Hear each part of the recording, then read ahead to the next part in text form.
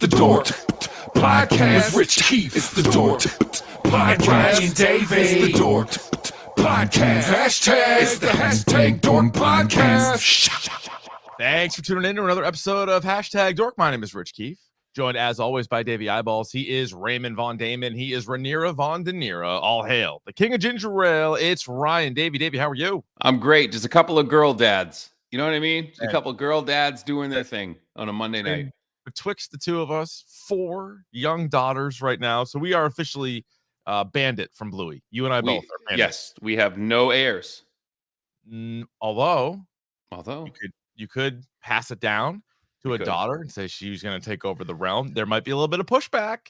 Mm-hmm. So there is that. Also, Ryan, it is Dorktober 7. How about that? People, when we said we were doing a hashtag Dorktober 7 years ago, they said, there's no fucking way you make it to a Dorktober 2. Now look, this is dog shit. This is fucking dog shit. You're a dog shit. Look at them now. Look how stupid those people were. So you fucking idiots. If you think we couldn't do this for 7 years, you stupid bitches. I hate your guts. Yeah. Now, we're not going to do all Halloween stuff, unfortunately, this month because there's too much going on with House of the Dragon, She-Hulk. But we are going to do some horror movie stuff. So fear not. It is still going to be horror movies this month. October 7th does not have a catchy tagline. I think we're just going to just write 7 like the movie 7. Yeah. And actually, we one of the recommendations we got, I think it was from, might have been Josh, was saying that we should do 7, like a rewatch of 7, which isn't a bad idea. That's actually a fucking great idea. I haven't seen that movie in a minute, son. The movie's awesome. Yeah. It's one of my favorites. All right, Ryan, let's again, we are packed to the gills today, so let's just keep it moving. This week in Dork. Yeah. Deadpool 3 teaser. Ryan Reynolds, Hugh Jackman, Deadpool, Wolverine. How are they going to do this? And Ryan, does it matter? It doesn't matter. No. And I think that's the point of the movie. And I was on the news dump because no one else could do it, which is when Goo typically asks me is when nobody else can do it. How many people do you think Goo asked until he got to you? 3, at least. That's not bad. So I'm sure he asked Mac. Yeah, couldn't do it. He asked you. He didn't out-ask me, but I'm sure he was like, I could ask Keith, but I know he can't do it. Yep. Maybe somebody else and then me. Not bad though. 3-4. That's not too bad. You know, you're picking up a little bit of I think when we did the DSG people rankings, I think I came in 3rd or 4th. So when was the rankings? Someone did it once, like they ranked the actual members of the Dork Shared Gooniverse, and I think I came in 4th. We should have somebody out there. People who listen to all of the podcasts should do like a running tally, like an updated power rankings on who the best are. Like who's I think it was like you, then Mac and Goo, then me. Not bad. Listen, not bad. Good company. Yeah. No, but Deadpool 3, again, these two guys, they have such a fun relationship on Twitter and Instagram, Ryan Reynolds and Hugh Jackman. Sure do. But Deadpool and Wolverine is going to be awesome. And we all saw Logan. Hugh Jackman said that was going to be the last time he plays Wolverine. But you get an opportunity like Deadpool 3, kind of working into the MCU, going to be super violent and going to be super funny. I'm pumped for that. I am so jacked up for this. And we got a release date, not till 2024, but save the date. Save the date right now. You're going to want to see this one. Like, is it that Wolverine or is it a different one? You know, so that, I mean, they can do whatever they want now. And I fully expect that whatever script they go with is just going to make fun of the current state of the Marvel Cinematic Universe, which is just kind of a shit pot right now. It is a bit of a shit pot. There's a few diamonds in the shit pot, but there's there is in the shit pot. Yep. Yeah, there's a lot of shit in the shit pot. One potential diamond, Ryan, could be next month's Black Panther Wakanda Forever. We had another trailer that came out today. We tweeted that out at Dork Podcast, a worthwhile follow for all of you listening. Mm-hmm. And November 11th is the release date for this bad boy. In, out, in between. What do you think? I'm so in on this movie, and I want you to, all of you listening, to go back and listen to the episode we did memorializing Chadwick Boseman and what I said would be the opening scene of Black Panther, the new Black Panther. Say funeral scene? It is. Yeah. And it will be, so there's all these things like people are speculating, like, was there some sort of rift with the Atlanteans that somehow, or what they call them, like the Tanakh or something like that? Mm. It was that, did he get killed in that? Was he assassinated? Yada, yada, yada. Uh-huh. I think the most respectful thing for them to do was to have T'Challa die of natural causes. And there's something like you couldn't fight it. You know, I feel like that would be somehow. I It's believe almost I like a did weird, say that. would it be cheapened in a way, like if you had like another character kill him, right? Because you're like, Yeah, oh, I think it you would know, be disrespectful to him, to yeah, Chadwick Boseman. Yeah, I agree. yeah. So Mhm.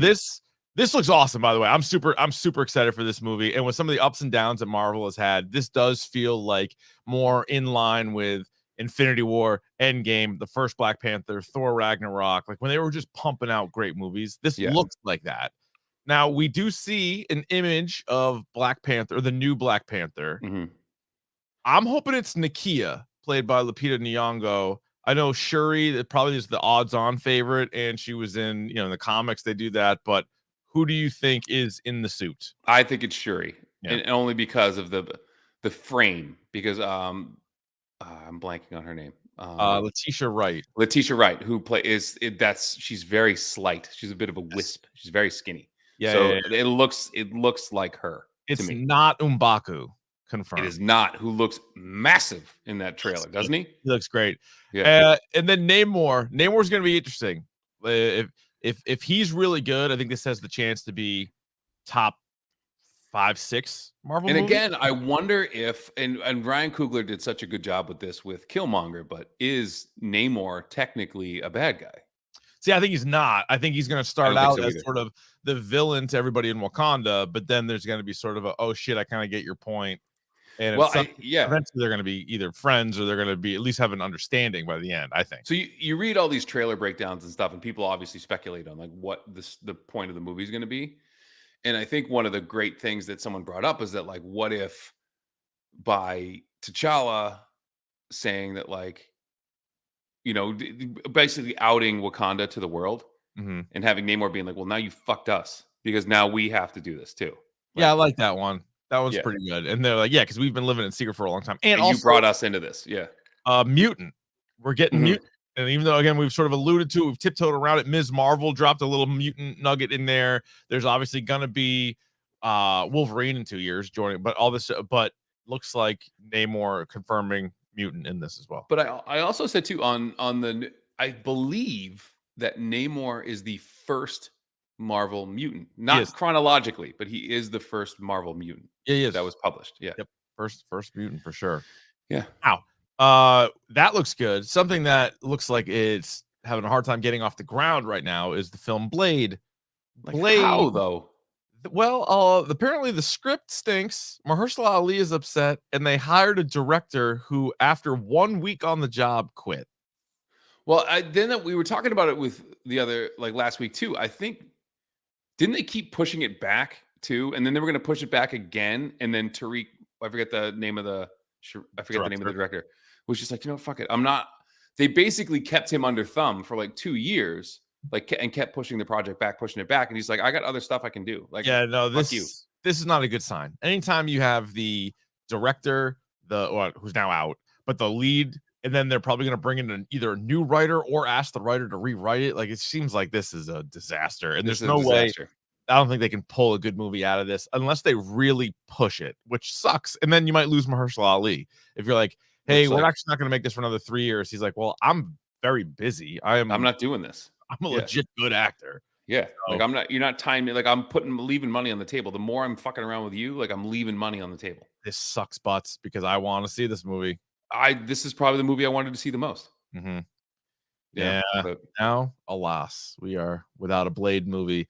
Where are you at on She-Hulk? You enjoying the She-Hulk experience? I'm an episode behind, but I got to tell you, I love seeing Patty Harrison in a cameo. She was great. She was super funny. She was pretty good. And I that's the last episode I saw. I know that. I'm not stupid. I'm smarter than you.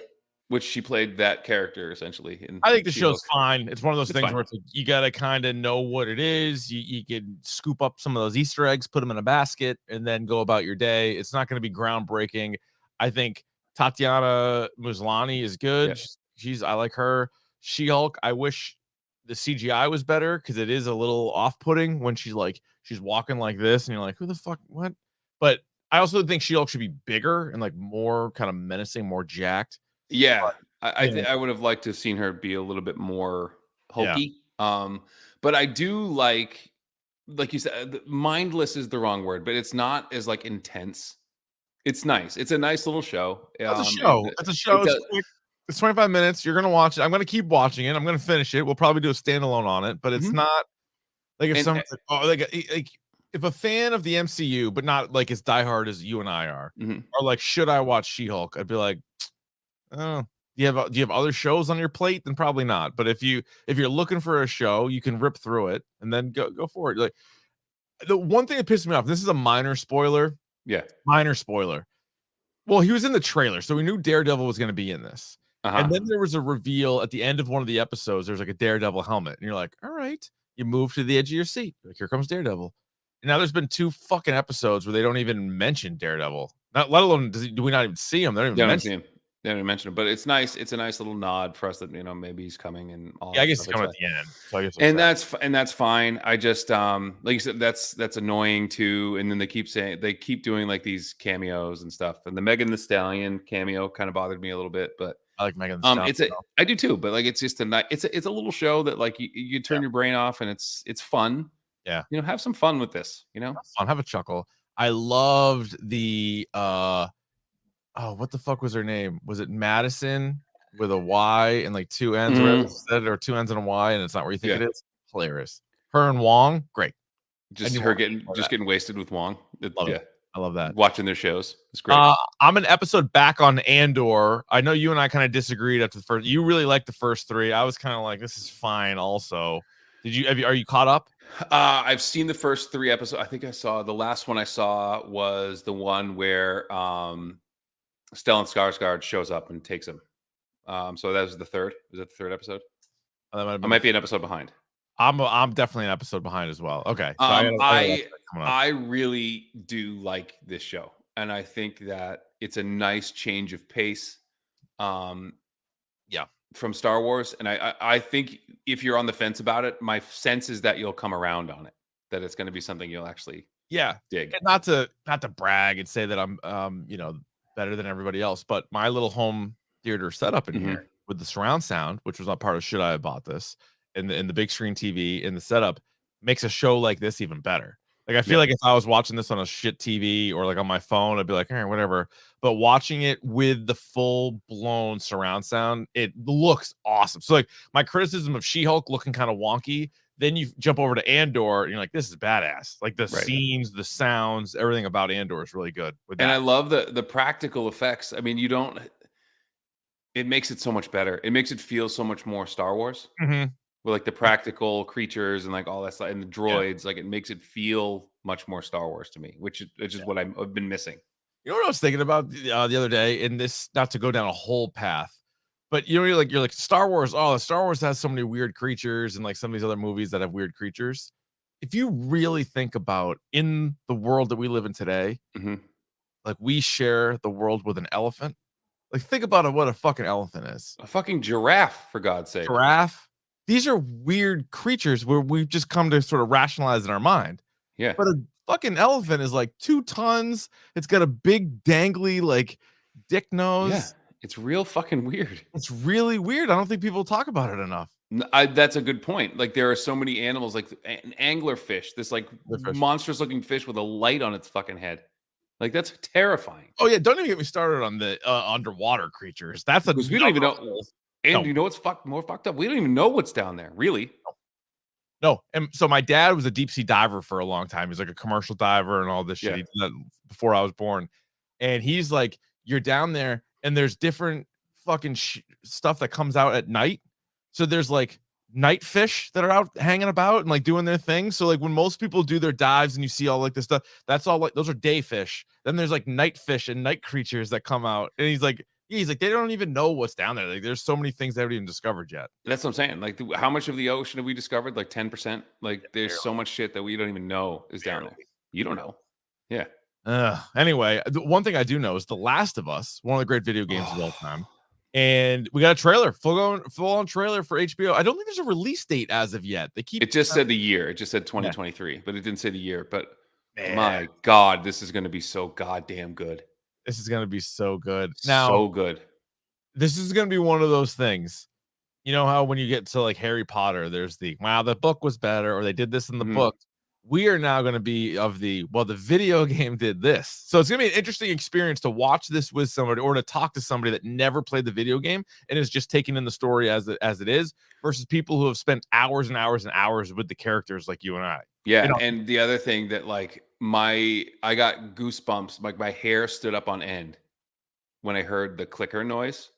Oh, yeah. I was like I froze. Like I was like, don't move. Like, it was That's like, it's gonna be good. they look great. It sounds great. I love how they do the thing with the like the dust, Yeah. like the spores. Like I thought that was It's gonna be so cool. good. And like the fact that it's HBO, like you feel like, all right, you're in good hands. Like And if I was some other channel picked this up, you'd be a little worried. This is if like TNT or like Spike picked it up, I'd be like, or like but the one thing that bothers me is the character played by Nick Offerman. Like the guy who played him is like a legit actor. Like why don't you just cast that guy? Yeah, maybe they like Nick Offerman. I don't know. It was the guy. He was in I forget his name. He's been in a bunch of shit. He was in the Night Flyer. No, but I think he was in The Walking Dead. All right. Walking Dead's had a lot of characters. Walking Dead's been going on a long time. By the way, that's coming back soon. Final episodes of The Walking Dead coming back this month. Is it coming back this month? Yeah. Yeah, I'm excited. Shit. What was the guy's name? That's gonna drive me nuts. I know that like, is it Owen? Owen Wilson. Owen Lars. Let me see. Owen Hart. Wasn't Owen Moore to the pod. You're killing me right now. Owen Daniels, former tight end of the Texans. I forget the guy who owns the garage is who I'm thinking of, and I can't remember his name right now. All right, forget it. Hey, move on. Did you see this information? So obviously the big story in the NFL the last week was Tua Tagovailoa getting a concussion, misdiagnosed, and then he ends up coming back in that game, and he plays 4 days later, and then gets fucking demolished. He gets absolutely starched. Yep, as we call it, where he's throwing up gang signs. Like hard to watch, dude. That's brutal. Like that is your. I don't mean to like make a joke of it, but like the din that's like the windows. Like your brain is just shutting off. He was out. And then so he went to the hospital, and then he ended up flying back on the team plane. One of the anecdotes that Mike McDaniel, the head coach of the Dolphins, said was that Tua was acting like Tua. He was in good spirits, and the two of them actually watched MacGruber and laughed all the way home. MacGruber! He has a drink or two each night, but it doesn't affect his job. MacGruber! That guy's a social drinker! MacGruber! That's 100% real. That's a real thing that happened. If your brain is on, then you know that like MacGruber's funny, then you're probably fine. I was gonna say that would be actually my concussion test. Is you show me MacGruber and I don't laugh, and you're like, you're fucked up. Fucked. This guy's got scrambled eggs up there. He's fucked. We gotta figure this out. I like to take old biddies and punching mocks. All right, was it the show or the movie? The movie didn't is what it specify? sound like. Sound like the movie. Yeah, sound like the movie. It's time for Davey's video game minute, even if it takes more than a minute. Right, what do you have? Well, we have some big news, but we also have some other news, some litigious news. You know, I love a good daytime court show. Of course. Everybody's suing everybody in the video game world right now. So we have PlayStation's now suing Xbox over their recent acquisition of like Bethesda and like Activision, like all these things, because they're feeling it's going to hurt the gamers like at large. So like the real ham and eggers, the real, the lunchbox Steves, like whatever you call it, like they're really hurting us. So PlayStation is actually trying to stop that sale. Wow. In other suing news, remember we talked last time with the leak of the Grand Theft Auto 6 footage, the alpha footage of that. It turns out that was a 17-year-old kid in the United Kingdom who's now being sued by Rockstar Games. Crazy. Which he should be. Like, better than that. Right. You'll like this one. So WWE 2K, right? They were currently sued and lost to a tattoo artist, the tattoo artist of Randy Orton. Oh yes, I heard about this one. Yeah, so she actually won. Wow. So it was her stuff that they offered her initially $450 to use her work in the game as like a purchasable item. Like for your character, you can put like Randy Orton tattoos on yourself. Yeah. She said no for $450. And then the court, she only got, I think she got $3,750 in damages, which is not a ton of money. But you got to figure it kind of opens the door now for like every time they do characters like Madden or like sports games or whatever, they have their real tattoos, right? Yeah. Now tattoo artists can like get paid on that. Interesting.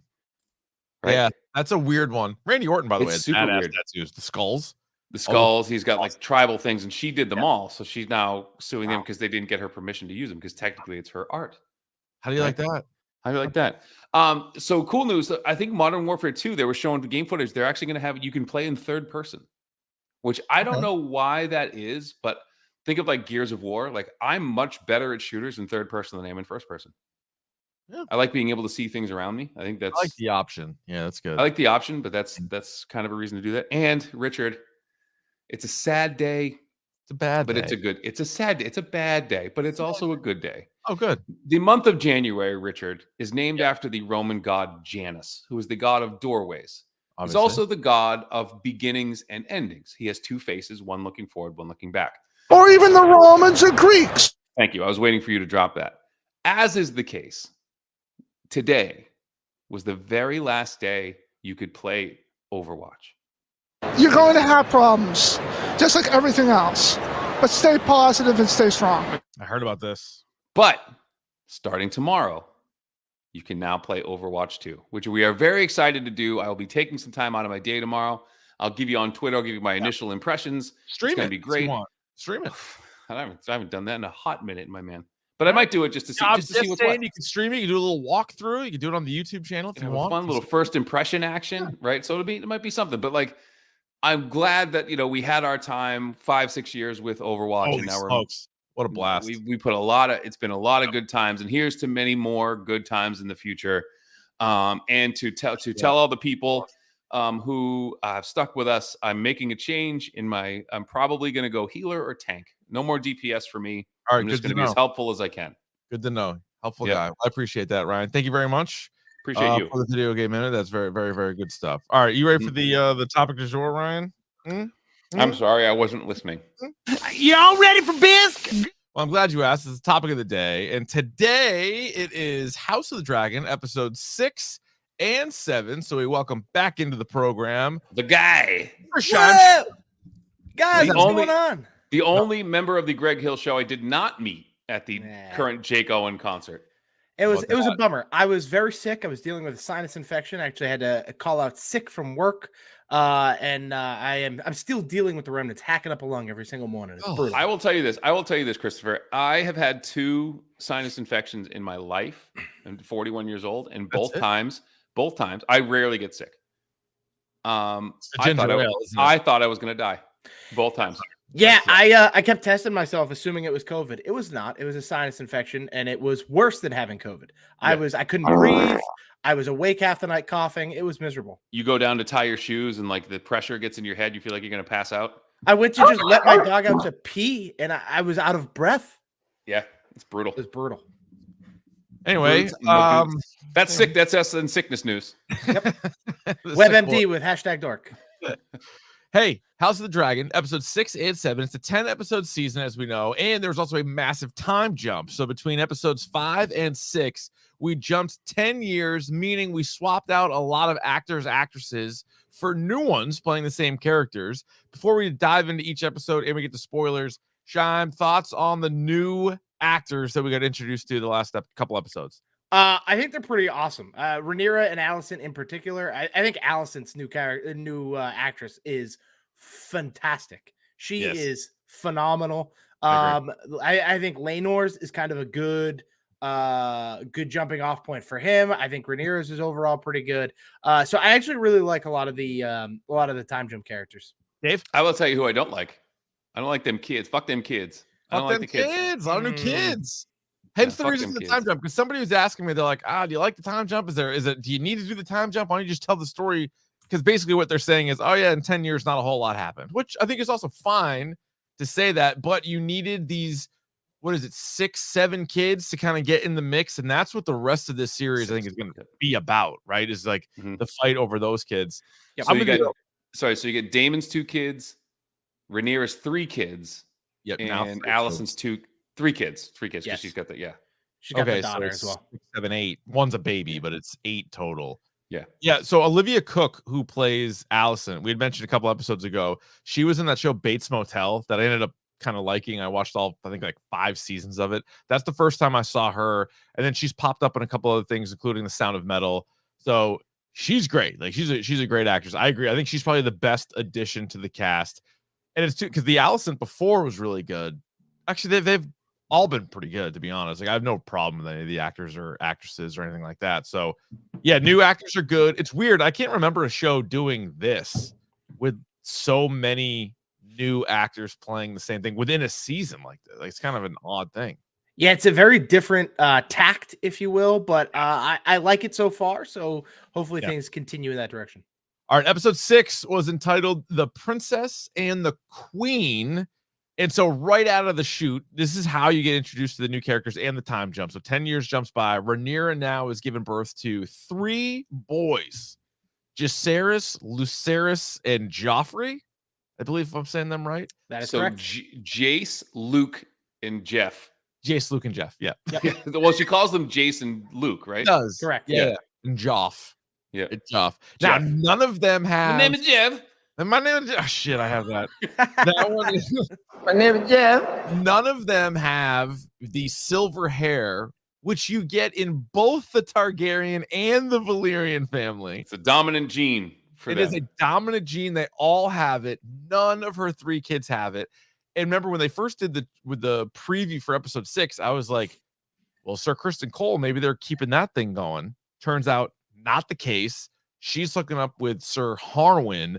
But what do you guys think of this? So basically the king Viserys has to kind of know, but this is sort of a theme now. Like, don't call shit out on my daughter. Like, of course those kids are there who they say they are. Don't do, but everybody else is like, there's no way these are the kids. And this is like one of the big kind of plot points I feel like going forward for the next 4 or 5 episodes.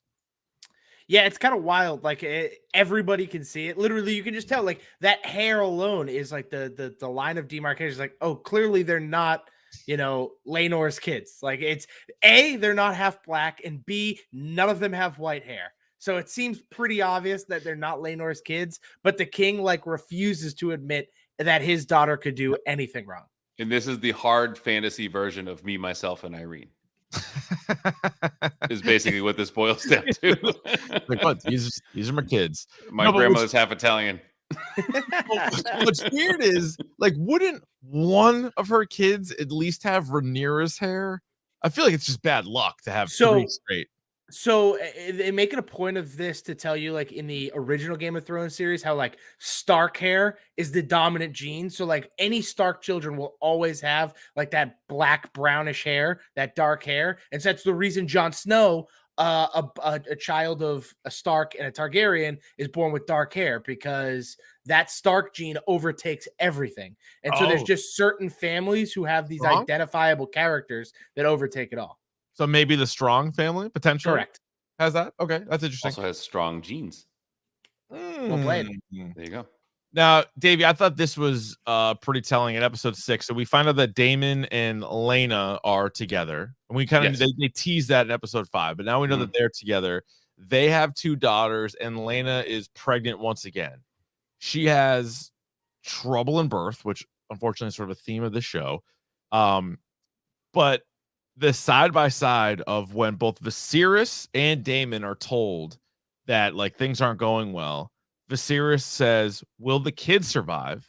And Daemon says, "Will the mother survive?" Yes, and it is the same exact. They have to make the same exact decision. And I think Daemon, he never said, does he say it? But he's leaning towards his wife. Yeah. Oh, for sure. And like, so the guy who was sort of billed as one of the villains, or like sort of a bad guy, or at least some of the actions that he's made make you have to think that he's a bad guy. In this moment, he is so much of a better person than Viserys. And I know Viserys is up against it and he's trying to get a son, but still, like, the fuck, buddy. Whereas, I also- like, Daemon, yeah, It's also a way for them to show like the evolution of Daemon's character, right? Because Daemon's such a prick early on, and then like he finally has someone in his corner that he trusts, and he's like, I don't want to lose her. Like, do whatever you can to save her, and So does that he doesn't quite actually work like out. her. Like, does he love her? Which is something that Rhaenyra asks him in the next episode. But as I'm watching this unfold, you're like, all right, this is clearly a relationship for power. This is a relationship like he sees them as a strong house. He sees her as a strong person, dragons, the whole nine. But then in that moment, you're like, you know what? He actually might like her. Yeah, I think that's the thing. I think he enjoys like being around her. Yeah. Almost as if it's like he's what he thinks being married to Rhaenyra would be like in a way. Because she is, and she keeps talking about wanting to die a dragon rider's death, and she's pretty badass. And what a way to go out, by the way, having your own dragon just like cook you. That was Roasted. wild. By Pretty the way, badass. biggest dragon in the world. And if you go back to like episode 2 of this series, she was actually the young girl that they were going to marry to Viserys, right? Yes. And when and she's talking about like she doesn't have a dragon yet, but she's like aware of like this really big dragon type thing. And then you fast forward, and she has, is it Vagar, I think? Yep. Who's the biggest dragon in all the realms. And it's not She has close. It's Yeah, not close. that thing massive. is a Dude. behemoth. And she's like, just go ahead and smoke me out. And he did. And he didn't want to at first. He's like, I love how he kind of, the face of the dragon kind of changes. Like, are you really? I don't want Like, to he wouldn't do it at first. but you're telling me to. Yeah. And like, and the other thing too with Daemon is we know he has his getting hard problem, and clearly that wasn't an issue if he now has 2 daughters with her. And so Right. like I think that also kind of tips you off to the fact that they actually had like a special relationship. I don't know if he's in love with her or whatever. He said they were happy enough, and to me that indicates that Daemon was actually very happy with her. We'll get to her funeral because that kicks off episode 7 here in a second. But back to episode 6, you find out that like Sir Criston Cole is so in the bag for Alicent, completely 100% on her side. He has gone the other way. Meanwhile, we learn that Sir Harwin is the one that is fathered all of Rhaenyra's babies. And there's clearly like everybody knows it's sort of like an unspoken thing until it's not. And then Harwin and Cole have their little bit of Cole kind of, goads Harwin into like fighting him, punching him in the face. That ends up being a whole thing to the point where Sir Lionel Strong has to resign as Hand. Viserys rejects it, but he allows him to go back to Harrenhal with Harwin. But that really just becomes a fucking disaster. But they'd kept it a secret for like 10 years, if you think about it that way. Like they did a pretty good job of like fooling everyone. I put fooling in quotes, but they got away with it for a while, but ultimately it just kind of ran its course. It's also kind of funny too that Criston Cole would have gotten his ass beat as badly as he beat the Knight of Kisses if it wasn't for other Kingsguard, Queensguard around, because Harwin Strong would have beat his ass. Do you think he would have killed him? Oh yeah. All right, so we asked this question about Daemon before when he ran through everybody on the beach that one day. Sir Harwin in the mix, like when we've done our best one-on-one fighters in Game of Thrones. Sir Harwin up there, you think, Scheim? At this time, it is said in the books, I think multiple times, Harwin Strong might be the best knight in the realm. Oh my. Yeah. He's not anyone to monkey with. No. I would say not. Who is your top guy from the Game of Thrones series? Because we talked about this. This was like an early episode, Davey, of the podcast. Actually, maybe Shark was on. We did like a if it was a Tekken style tournament with everybody from the show. Guys like the Mountain, Robert Baratheon, like take them in their prime. I always lean towards Dario Naharis because I feel like he was so clean and just fucking like you never felt worried about him. Oberyn was another guy that got a lot of love. That was my pick was Oberyn Martell. Yeah, I mean, a good poisoning, Yep. I do like Dario Naharis as well. Yeah. My guy's the Hound. I think he's not afraid to play dirty, but at the same time could just kick just about anybody's ass. Except the Mountain. Didn't Arya get the best of him though? Not really. She's nothing. She's not really. Yeah, put her on the list. We get the Mountain out here crushing people's sky. Not Zombie Mountain, like real Mountain. Well, and he went toe to toe with Zombie Mountain. Yeah. Yeah, no, like, he held his own there. Jamie Lannister, can he go? In his prime, Jamie Lannister might win. Actually, I think the guy who wins probably in their prime is probably Sir Barristan Selmy. We only see him when he's old, but he might be one of the greatest fighters in Westerosi history. Interesting. Yeah, it's Who's Barristan Selmy? Oh, okay, I know who that is. Yeah, the Kingsguard guy who resigned and then joins with Daenerys. That's a deep pull. I had to old head. I had to go look that one up. Yeah. I think Jake and Hagar would be the best in a like one-on-one. I think it might be tough for him. He's more of like a assassin, like like if you're in an arena, Jack and Hagar, or even like your Dario Naharis's might not fare as well as you'd think. But if you can have some guerrilla warfare, then they are probably pretty damn good. If someone asked me if we had to take over, I could pick one person, and we had to find our way into Westeros and onto the Iron Throne, I would pick Jack and Hagar for sure. Yeah, I think you'd be able to hide there long enough and kind of move in the right direction. Move my pieces on the board. We'll get there. We'll get there. Yeah, I agree. Give me him. Give me him, and give me the eunuch as well. I can't think of Lord Varys. I can't think of names right now. I'm fried right now. Yeah. Don't worry about it. Don't worry about it. Too much fucking shit on me. I can't breathe. Hang in there. You're good. All right. So we also get maybe the new big villain of the show, Larys Strong.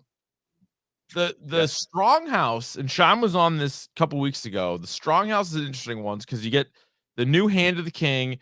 You get Harwin, who's even a bigger and more important character than we ever thought because he is the father of all of Rhaenyra's kids and maybe the best fighter at this time. But then you get old Larys kind of like sidling up. He's the Littlefinger really of this whole thing, and he is with Alicent, and Alicent's like, I just wish my dad was still the Hand, and Larys is like, got it. He goes, finds a couple of criminals, then they go light a fire, and next thing you know, his brother and dad are dead, and so now Hand of the King is dead. Rhaenyra's husband, or not husband, but Rhaenyra's baby daddy gone. And even Alicent, now Alicent claims that she's like, this isn't what I wanted. Do you guys believe that? Yes. Okay. Yeah, I don't think this is necessarily exactly what she wanted. Like, she never outright said, like, I want these guys dead. She would have been perfectly fine with Lionel Strong, like, not being Hand anymore, being like, hey, I can't do this, Viserys, let me leave. Viserys saying yes, and Otto coming back. And if the Strongs just went back to Harrenhal, she'd be fine with that because then her dad's back, and that's all she would necessarily wanted. But knowing that Viserys wouldn't allow Lionel Strong to give up his position as Hand, the only way to get Otto back was a little bit of underhanded murder. And I would like to say Larys is effing tapped. This guy is nuts. But also that was his way of being like, no, like this is what you wanted. And she's like, I didn't ask you to do that. And he's like, didn't you know? Now you owe me because if you don't do what I asked, why?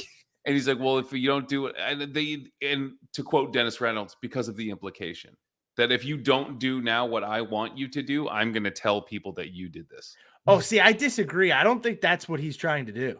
Oh. I think he is so enamored with the queen, he's willing to do anything that she asks and go even farther beyond what she asks. Well, he did make a point to say, like, you owe me one. Yeah, he did several times. Yeah, in so many words. They're just like you. I think he's very Littlefinger in that sense, where like even Littlefinger was kind of like he loved what was it, Ned Stark's wife there? What Catelyn. He like loved her, but he also was just trying to like maneuver himself into a position. But I also think Littlefinger was far more level-headed about it. You know what I mean? Like he was far more tempered. Or I would use the word, measured. He was a little bit more measured with it. Like he was, and he wasn't as cruel. And like Larys is got a little Ramsay Bolton to him too. Yes, like Littlefinger Ramsay Bolton hybrid is what you got with this guy. But pretty crazy about like even so like his brother and his father, and he's like, because even then it's like, all right, it's sort of a long con for him because it's not like all of a sudden that one move turns this guy into a position of power. He's still waiting on these like return favors, which may or may not happen. It's a long game. It is. It was weird too, because like the episodes prior, it seemed like him, his brother, and his dad had a good relationship. Like they had a move for power together, where it's like, all right, Lionel's the Hand, this guy is now this kind of like master of whispers guy, and Harwin is like the most badass knight in the realm. Yeah. And then all of a sudden he goes and offs his dad and his brother. Like that made no sense to me. I think that was one of my questions last episode was like, are all the Strongs kind of like in it together, or is there like feel like Jesus Christ, this guy's not to always sunny it again, but you had the brains, the brawn, and the wild card.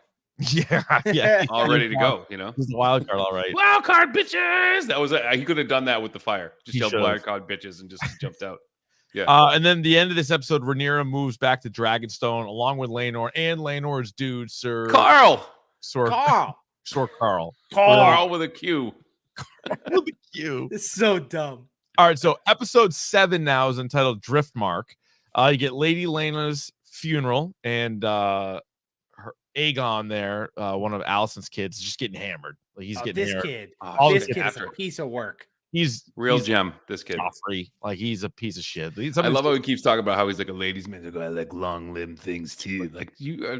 This is what these kids are so fucking creepy looking too. All of them. Oh, so creepy. They're gross. More creepy.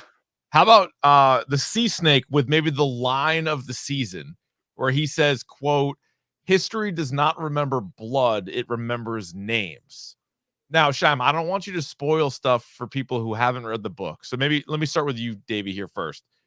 From the Game of Thrones run that we saw, I feel like the name Strong, the name Hightower, and the name Valerian aren't really talked about much. Not players. They are not in the Westeros that we came to know first. Yeah.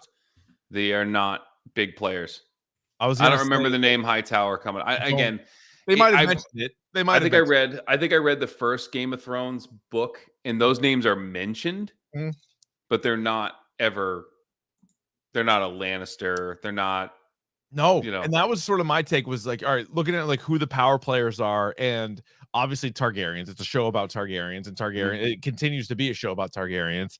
And then they've also mentioned Baratheon. They've also mentioned Lannister. They've also mentioned Aaron. Like all these names we know, and they still are big power players. But Scheim, am I wrong in saying that like it's interesting that he put it that way when you have 3 or 4 pretty well off families right now and houses right now, where 150 years from now it seems like they're not in the same position that they are today.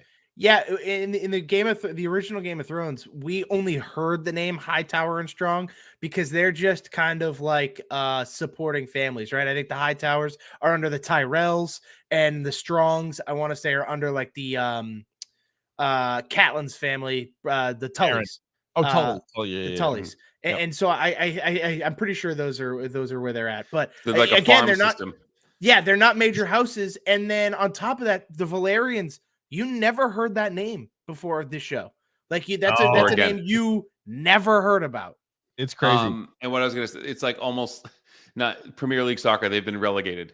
They're in like the bottom. Yes, they're like the B teams. Like and it's funny to me that happens. Like 150 years is a long time, but like to get kind of wiped out like that is not a lot of time.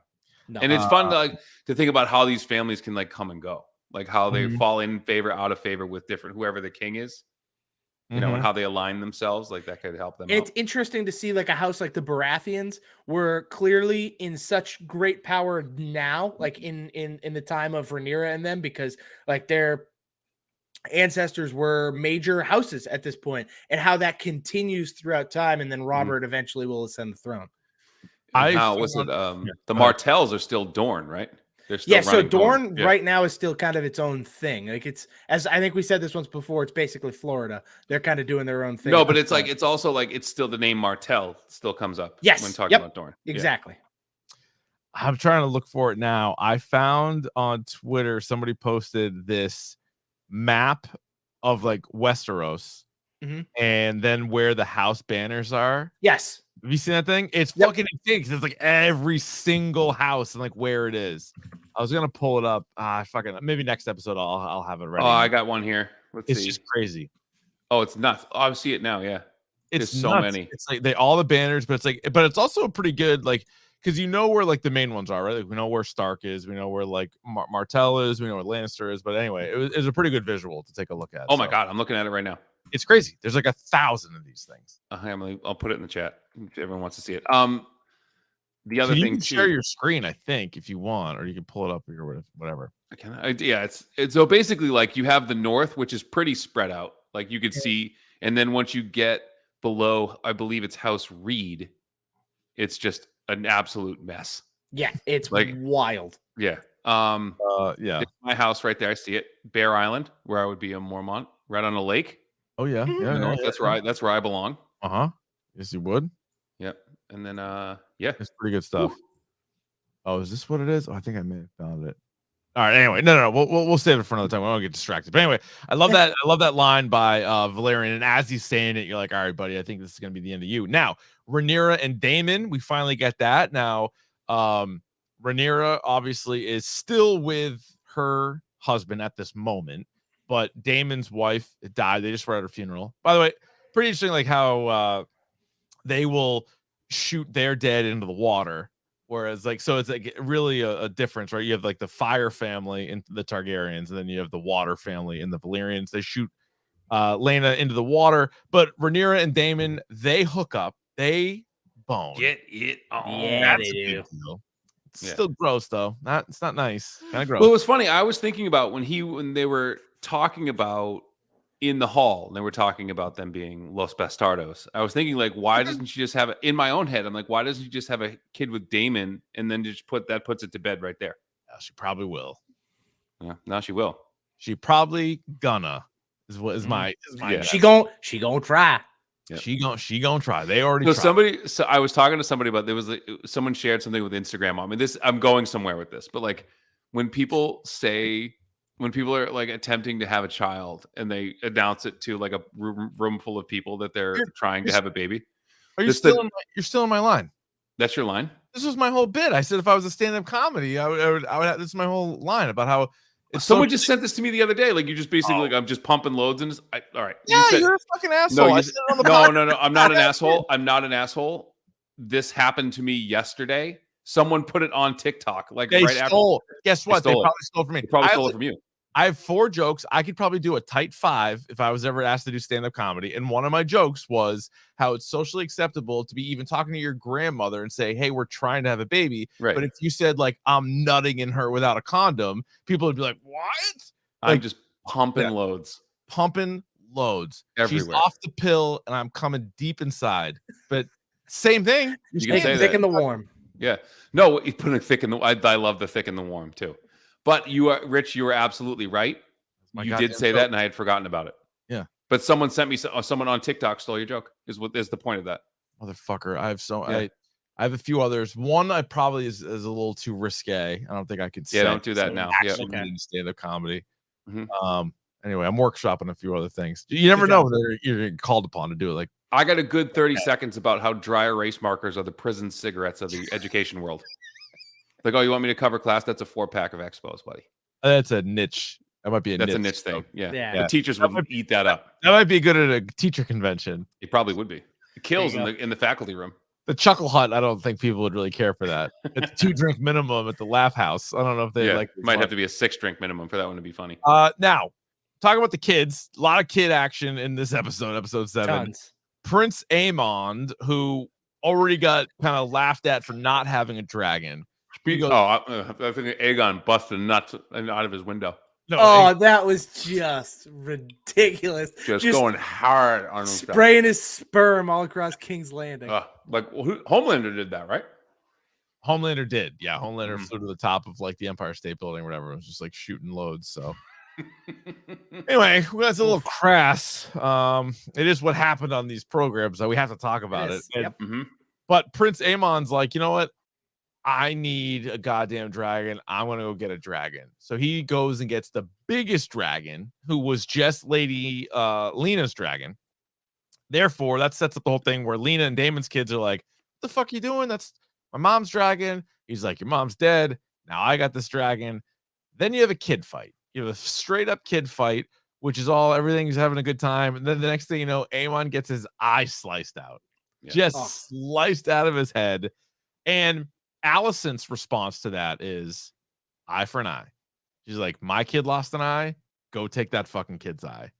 And so now you have a big problem here between Viserys, who's people are already telling him, including his wife, that Rhaenyra's kids aren't who they say they are, and now he's asking, or now Allison's like, "Hey, go and smoke that kid's eye out." It's a debacle right now. It is. The kids are starting shit, and I don't think any of them are really in line for the throne, or should be in line for the throne. But here's where we're at. What did you guys think of the big kid fight? Prince Aemon grabbing the dragon, everything that unfolded in that 20 minutes. Well, it was funny. He was such an interesting character to me when we first met him, because you could tell he was the one who was being picked on, and the one who has the biggest chip on his shoulder, and the one who was kind of like mentally tough, right? These other kids seem like, so Aegon, his older brother, is clearly a good fighter, but doesn't really have any interest in any of this shit. He just wants to like drink and just like fly a dragon and be cool. Whereas in the obviously the Rhaenyra's kids, Jace and Luke, are not cut out for this. As they're probably going to be good fighters at some point, but they're not. Yeah. And then they're pretty young for that whole thing. And then you have I bet Damon's kids getting in the mix too, who are like, it was good to see Aegon kind of pull a power move on everybody. A little bit.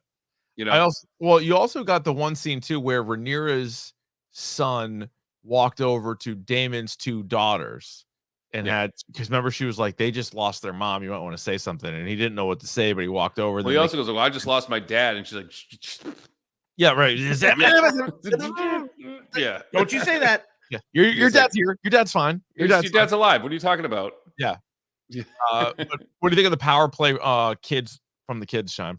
Yeah, it's an interesting dynamic, right? So clearly Rhaenyra's kids and Damon's kids are close. Like they're technically cousins, I think, or they're supposed to be. And they clearly have that relationship. Like I don't know which daughter it was, but grabs Jace's hands and just wants to hold his hand. Like that's it. It's like one of those quiet, unspoken things. All right, that's fine. And then Jace and Luke both defend Damon's daughters against Aemon. And so it's this, you can clearly tell that those four get along, and it kind of also pushes you towards, it's like, oh, okay, so this is one section of the Targaryen house. All of these people are united. Daemon and his kids, Rhaenyra and her kids, and they're against Alicent and her kids. 100%. And then, sort of jumping ahead, but when Rhaenyra and Daemon end up getting married, you're like, all right, their kids all get along. Like, so they're sort of taking like a powerhouse Targaryen. There's not going to be any infighting, we don't think, between them. So there's going to be the 5 kids. And then it's all sort of, all right, the high towers have weaseled their way in. And so, because Otto's back, he's hand again. And then he talks to Alicent, and he's saying how, I didn't think you had it in you. Like you going in there and slicing her up like that. Like, before I didn't think we're gonna have this, but it's like now, like we're in a good spot. So he thinks that the high towers at some point are gonna sort of take over. And that's kind of what we're left with. Well, it's also telling when she cuts her, like right at the end of that, you can see the way the room is set up, who's on whose side, like who's behind Rhaenyra and who's behind Alicent. And it was a massive move by Rhaenyra, because she just like outs Alicent as this manipulative, cold-hearted bitch kind of. And it's like she doesn't care about anything other than her kid. Like that's all she cares. And like everybody can see exactly who you are now. And Rhaenyra's like, they still think I'm just the queen. Like they don't know about Rhaenyra's her things, her dalliances. How does Alicent, I know she's queen, but in front of everybody, Viserys is like, hey, cut the shit. And then she just goes over there and cuts Rhaenyra with the same dagger, by the way, that Arya kills the the Night King later on. But still, like, you can't fucking do that, can you? You can't do that. You can't, because he tells her, I don't know, twice to stand down. Yep. And she directly not only that, but she goes and stabs the person who, as of right now, again, things could probably change. But if Viserys died today, and again, he looks closer and closer to death by the second. Doesn't look good. This guy looks rough. If he dropped dead that moment, I know there would end up being a big fight or whatever, but Rhaenyra would be in charge. Rhaenyra is queen. Yes, she is the queen. And she would just have Alicent murdered right there on the spot. But You're like, all right, I'm done with this.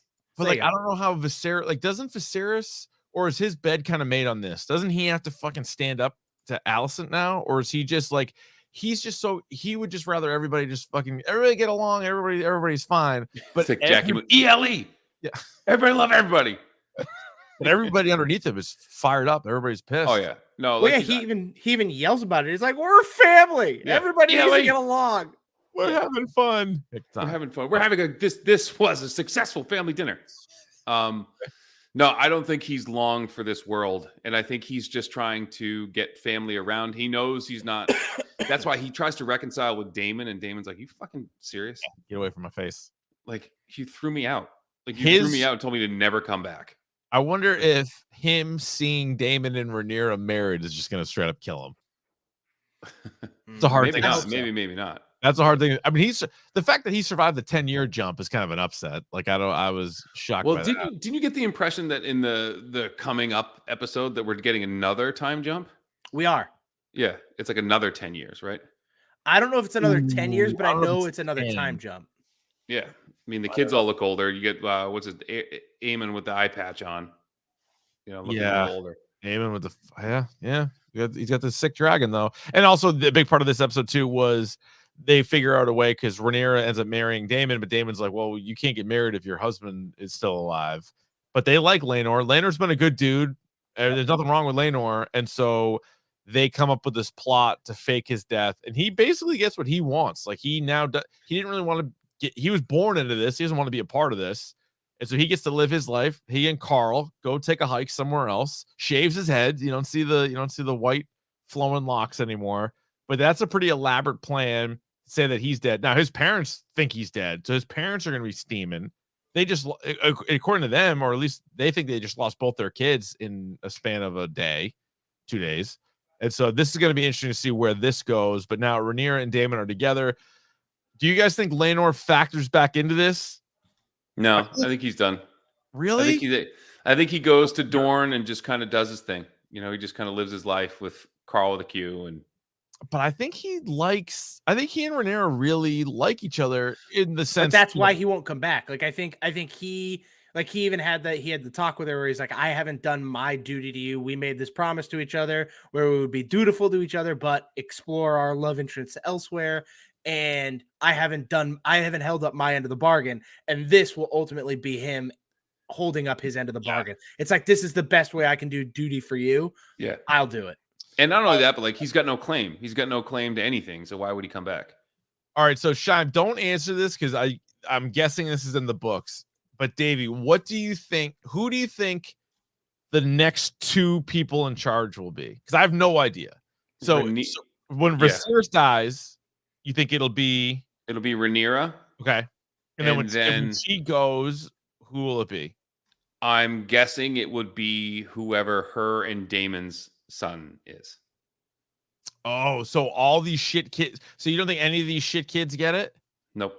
See, I wonder if one of them fucking gets their way in there because I think Aemon getting the biggest dragon has to play a part in this. So I wonder if he gets his little ass on the throne somehow.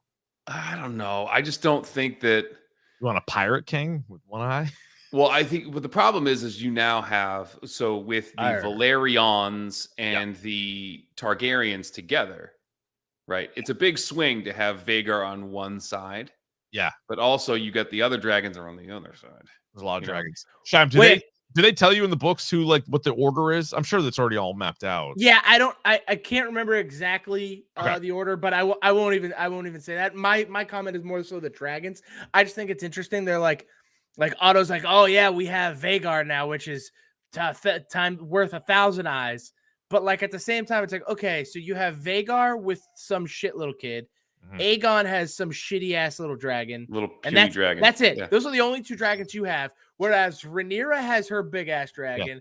Yeah. Daemon has his big ass dragon. Right. And like one of Baela Valerion has one too.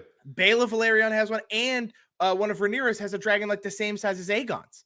I'm like, so it's 4 dragons versus just one massive dragon, basically. That doesn't seem to add up. So basically Otto Hightower looks at his daughter and says, hey, it's gonna get a little weird. 2 dragons. Come on.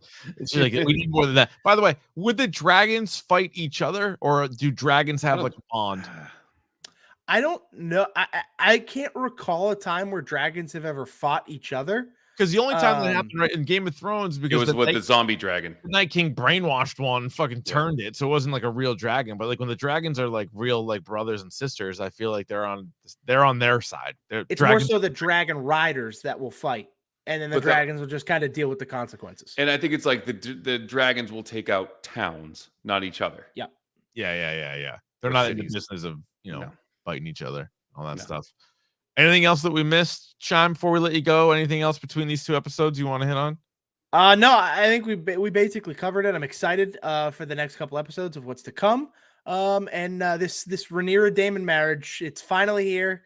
It's finally happened, and now let's see what the hell's gonna go on. Who is the Lord of the Tides? Because that is the episode title for the episode 8 coming up. I believe that refers to Corlys Velaryon, the Lord of Driftmark, also known as the Lord of the Tides. I Is he believe. also the Sea Snake?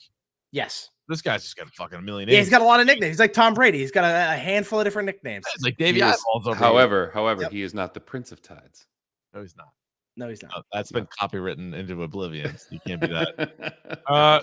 Davey, any final thoughts on this 2 episodes? This show is good. It's great. Yes, It's it really, is. really It's real good. good. I'm loving where it's going. The time jumps is sort of an interesting thing. I think that's one of the big questions. Anytime you run into somebody that's watching House of Dragon, they're like, what do you think of the big time jumps? I'm like, you know what? I don't mind it, because I think they're telling a story.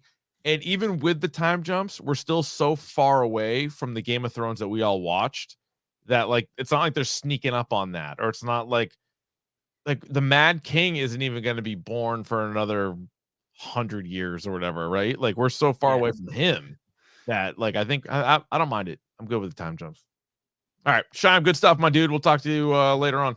See you, boys. Have a good night. God bless. Later. All right, good stuff there from Scheim. Hit him up on Twitter at Scheim Time. Right, I think we got like one last thing left to go here.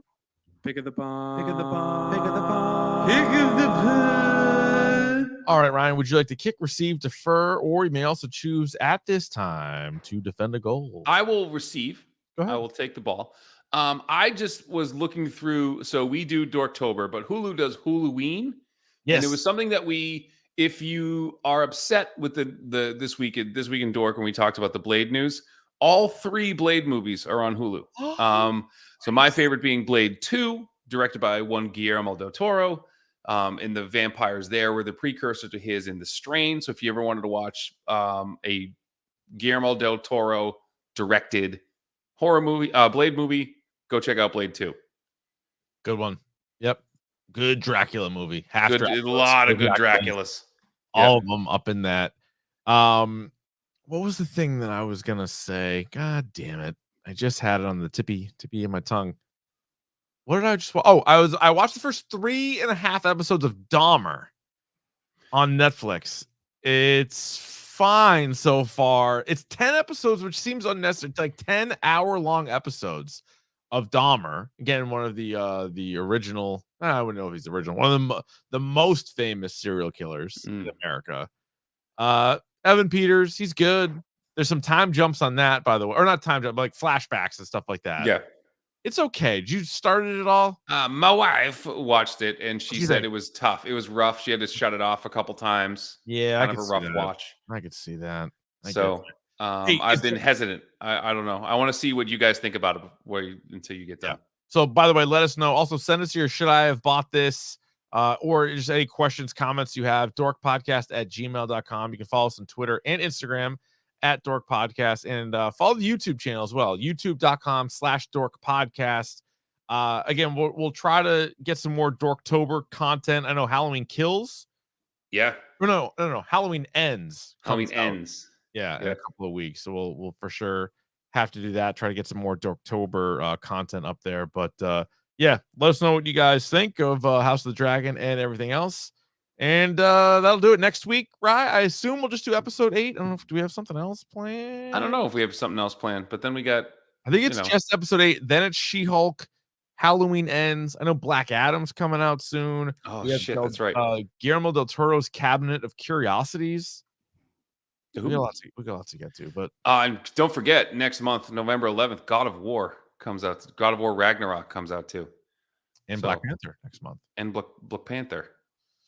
Wakanda Forever. So that'll do it for us. What a jam-packed episode. Rod, you don't give a shit about anything, do you? What'd you say? I said you don't give a shit about anything, do you? Not really.